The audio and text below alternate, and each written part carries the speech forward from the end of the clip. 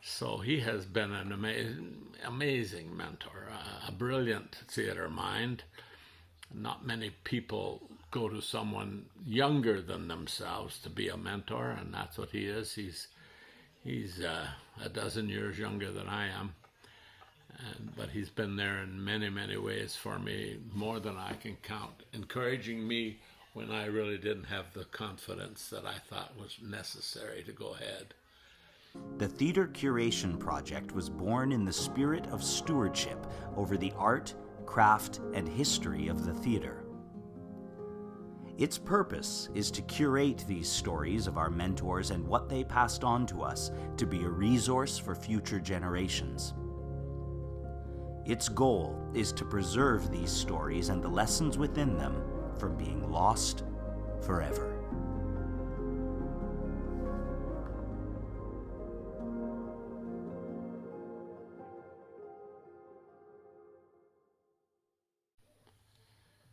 Hello, my name's Neil Aitchison.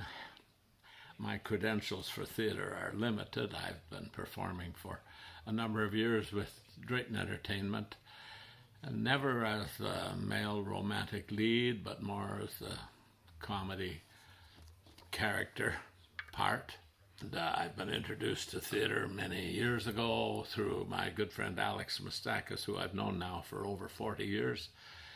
And he and I used to perform together in community players, theaters, and then we got involved with the KW music productions and the Gilbert and Sullivan Society, after which he became a director and he started casting me in roles, and they were always the loud guy with a hat role. As it turned out, I played many roles with Drayton now on stage professionally as a mounted policeman called Constable Archibald F. Inkster. I've never regained any more promotions. They never moved me up to sergeant, or always been a constable. And it's been a great time over the years portraying characters and having fun in live theater. Alex really has been my theater mentor since day one. This is something I always wanted to do as a kid. I told a guidance counselor one time I thought it would be fun to become a comedy actor. He told me to get serious and grow up and act my age. And I thought.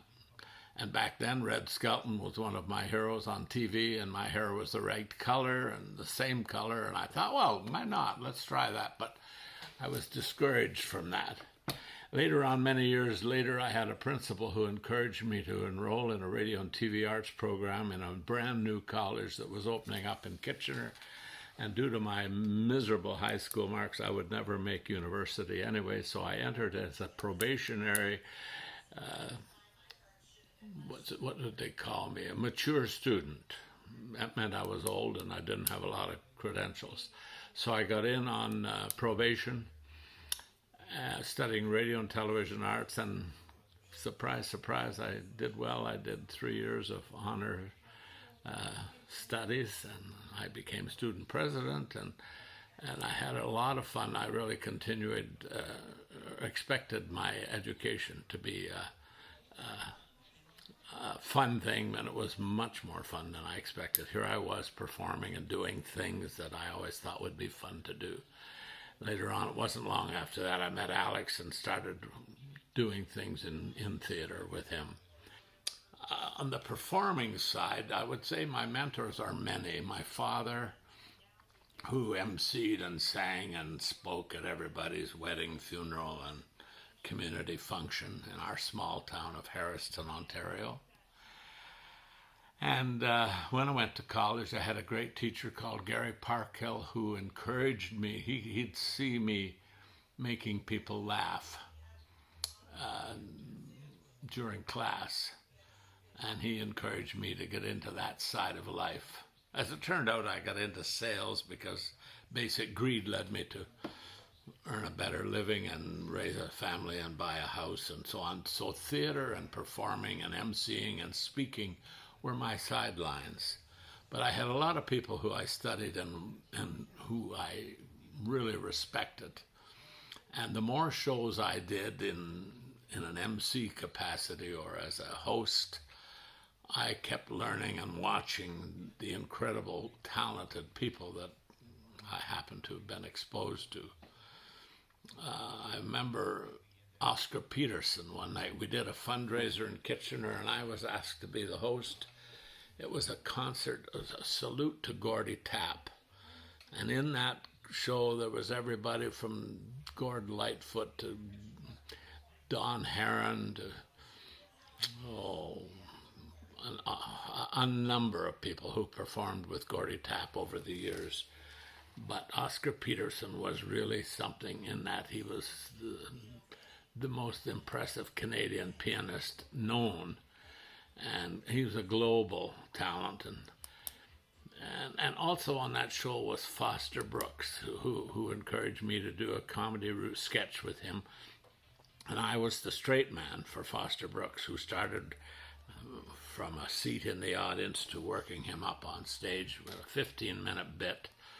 And he and I enjoyed one another so much. From one rehearsal through to the performance of that evening, he enjoyed it so much, as did I. He said, "You can have this script, you can use it, because you're going to have fun with this." And I did, and I have many times. And I've been able to put a lot of that to memory.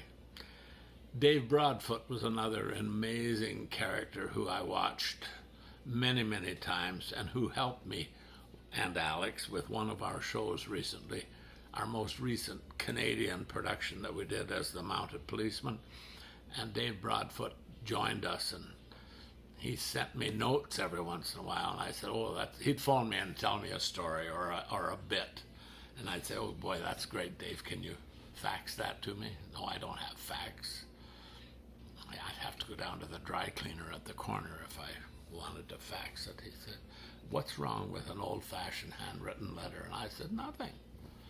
And now I'm so thankful, because I have a collection of handwritten letters from Dave Broadfoot with bits that I thought are brilliant and pure Canadiana. And he was the guy who proved you didn't have to go to the United States to make a living. Now, I've worked with other people who have gone, like Lauren Green, and who went to the States and never came back.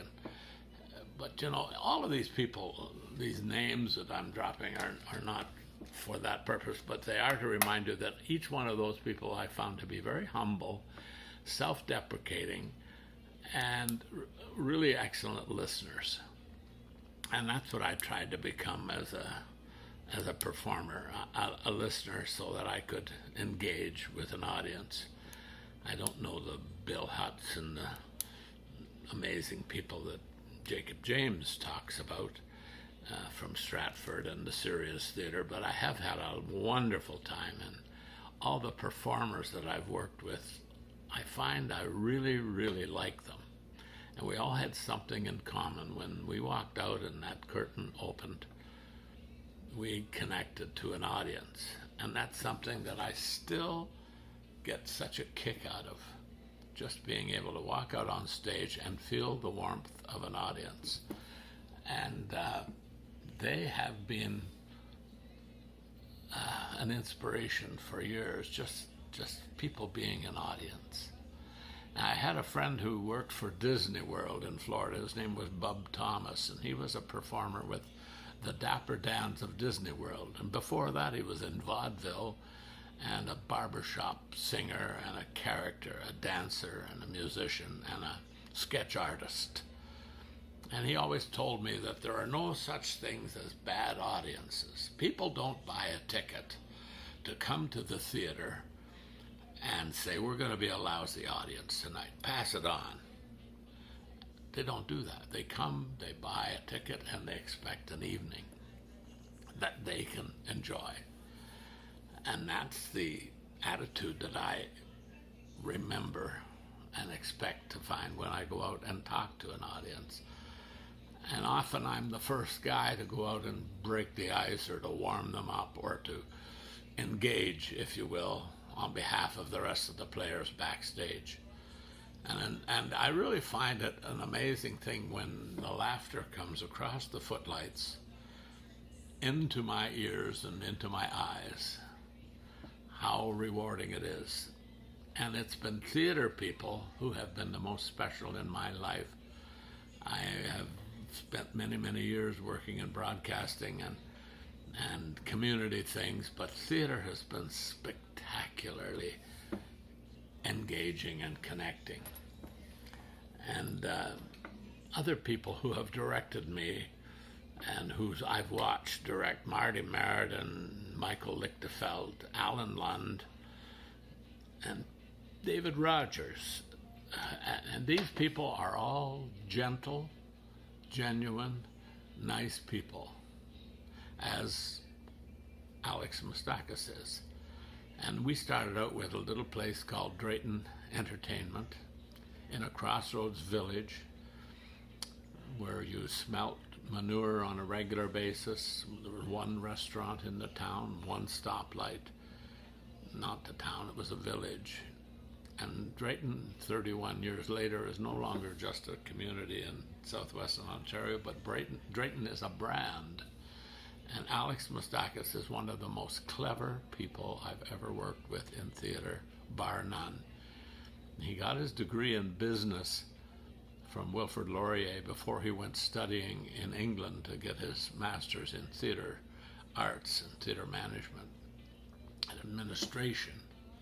But he was quick to remind everyone that half the word show business is business. And you have to run it like a business or it won't survive. And it's the only theater company I know of that continues to go every year in the black, never in debt, and never receiving any kind of government assistance for operations since day one. And it's gone from a $99,000 budget in year one to a $13-14 million budget now.